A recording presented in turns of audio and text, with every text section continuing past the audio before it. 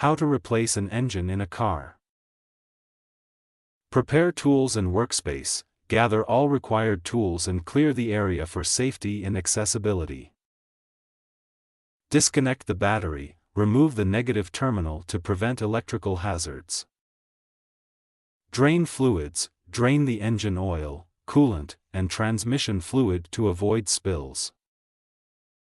Remove components, detach parts like the radiator, hoses, air intake, and exhaust system.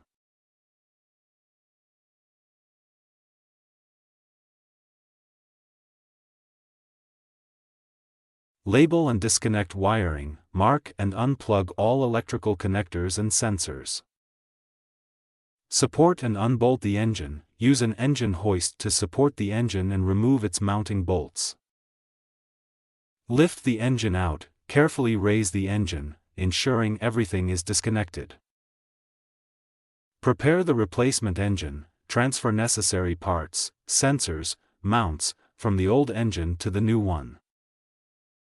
Install the new engine, lower the new engine into place and bolt it into the engine mounts. Reconnect and test, reconnect wiring, fuel lines, and fluids, then test the engine for functionality.